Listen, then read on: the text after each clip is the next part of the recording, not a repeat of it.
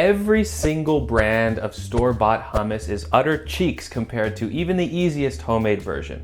Open a can of chickpeas, rinse off any canned flavors that might exist, and dump the pile into a food processor.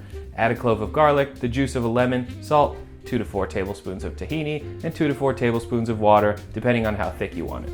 Cumin is a popular flavor agent, but you could just as easily emulate the popular brands by using sriracha or roasted red peppers. My personal favorite is those little packets of hot sauce from Halal Guys. I've always got a couple of those left over in the fridge. Run your processor until everything's smooth, and that's how you make hummus. So easy, you can do it with your hand taped to your head.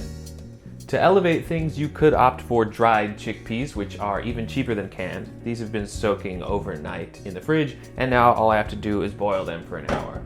You might have noticed that restaurant-style hummus is incredibly smooth, and while that is in part due to their high-powered, expensive blenders, it's more so about the chickpea skins. Those skins are made out of cellulose, which is a hydrophilic dietary fiber that, ignoring its impacts on your gastrointestinal well-being, are very hard to break down. You could painstakingly peel off each individual skin after cooking, or you could just add a teaspoon of baking soda to the water now.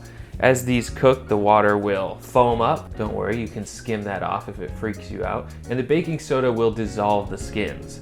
To remove them for good, it's a simple matter of draining, refilling the pot with cold water, swishing everything around to unstick the dissolved skin, and repeating. This is how much fibrous, flavorless skin came off my pot of beans. So now that it's gone, everything's gonna be a lot more concentrated in flavor and a lot more smooth. From here, the method is the same. Process or blend until smooth and flavor however you wish. This is restaurant-style hummus. More work for a smoother result and more concentrated flavor. With the easier and tastier methods down, all that's left is the prettier one. Make a batch of hummus and come serving time, swoosh it on a plate to make a shallow well. Turn that well into a moat of olive oil and sprinkle some sumac on top for contrast.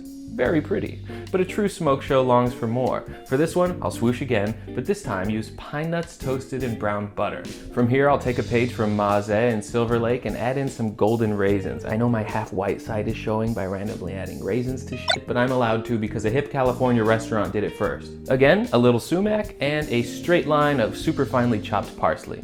This one's ready for her close-up.